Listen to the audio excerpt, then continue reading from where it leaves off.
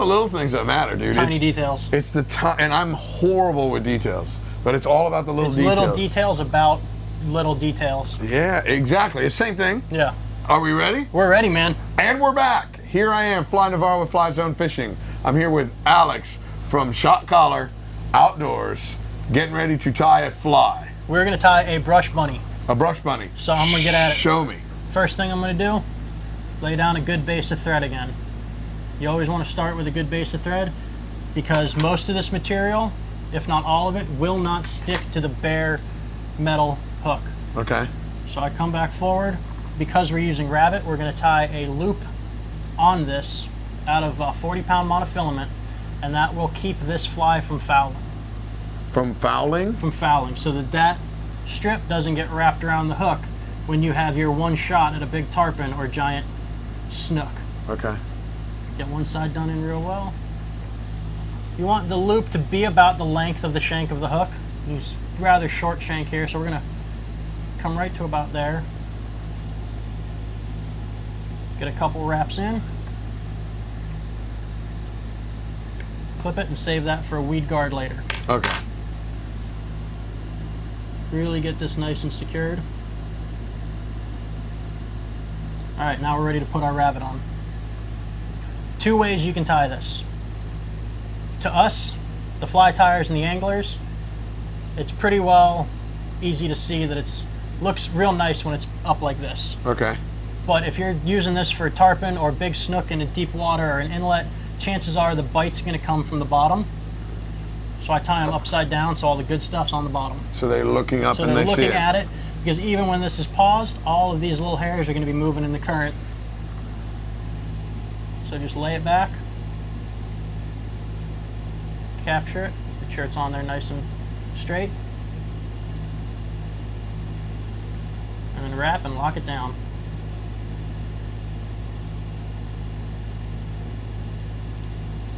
Now, over the years, I've learned off of this vise that with any of your rabbit strips, a good place for me to start, because they're either going to go where I want them to at the water depth, or I can cut them down.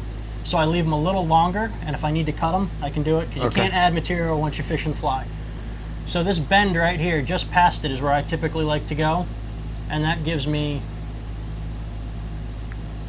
about, I mean, really an inch to an inch and a half I could take off of this and still get really good action out of that fly.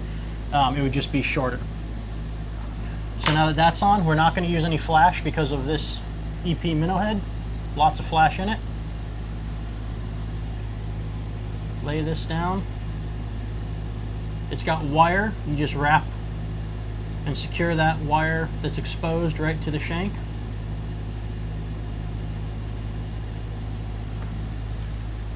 And then with this, I like to hold onto it by my fingers for the first few wraps before I switch to the hackle pliers. All you're doing is the same thing you did with the feathers. You pull it back.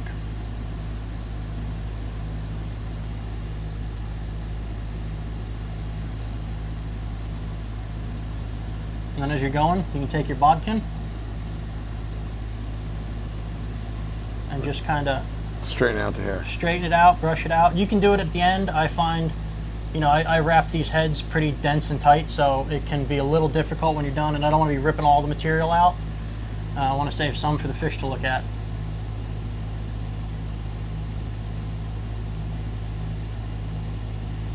So now I'm getting to the point where I will take the pliers, clip it right in to the meat part of that brush. Don't worry about trying to get the little wire tab. Get a good hold of it right there. We'll go ahead and prune this out a little more. Kind of check it, lay it back. Now if you wanted to, you could add a wrap of lead wire to really get this to the bottom. I want this fly to be a little higher up in the water column, maybe just a few inches beneath the surface. Okay. So I'm not too concerned with it being too buoyant, since that rabbit floats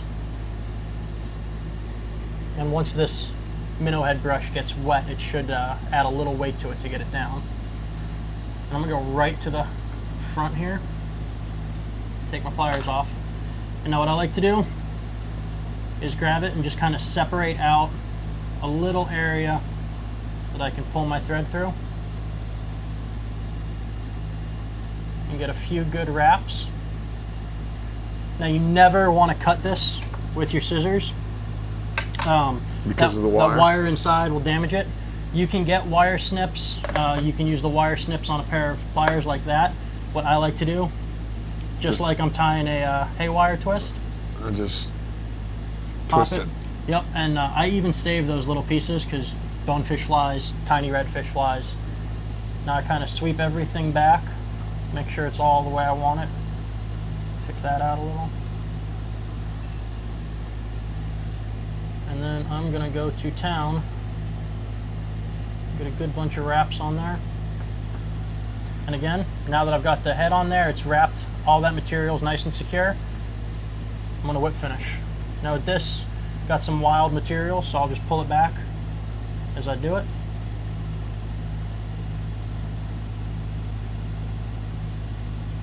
And there you go. Almost done. There we go.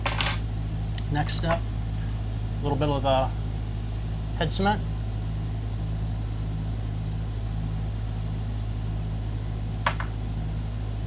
Pull that material back.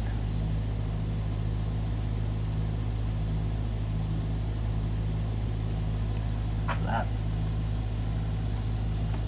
And while that's drying, I can kind of just see, this is the benefit of the rotary vise.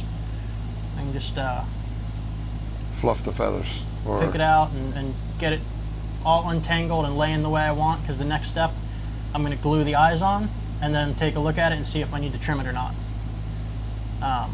That's one of the nice things I like about these brushes, is you can get away without having to trim them a lot. So this one's probably going to need it. What we're going to do is get our super glue, the gel type, because it won't run through the material. If you have a liquid and put it on this side, it'll drain through to the other side and can get down into the tail and take some of the action away. So I pinch the material back and flat, and I want these eyes pretty close forward. So I'm going to run out of super glue right now. That's awesome. You can't script that. We don't do scripts, Yeah. man. Not in the fly zone. There There it we is. go. Gotta last a little bit. I keep the eyes on my hand until I'm ready. I was wondering what was looking at me. And then I use the back of the bodkin to lightly push it down in place. That one's good. Flip over and do the same thing on this side. Gotta be just a tiny little left in there. Come on, just up. There you go. Get the lid back on that before what's left of it dries out. Put the eyes on.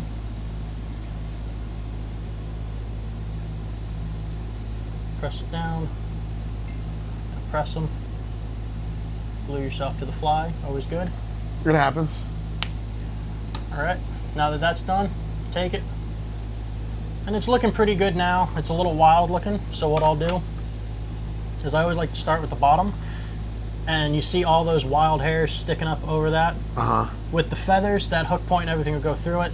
I have lost fish, and I think it's just because this is so dense, it gets wrapped over that hook point and you lose them. So I kind of like to pull it up a little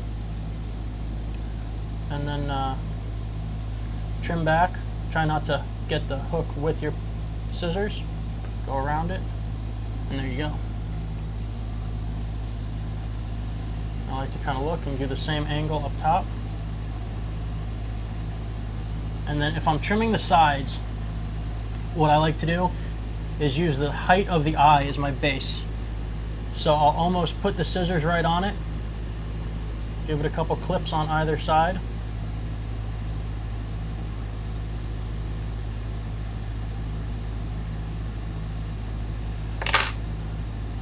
And there you go. Brush bunny. That Ready to catch fish all day long. is pretty cool. I like that. And once it's wet, that tail will be laying flat. Guys, keep standing by. This is some cool stuff. Keep watching, we'll keep tying. There you go. Thanks for joining us here in the Fly Zone.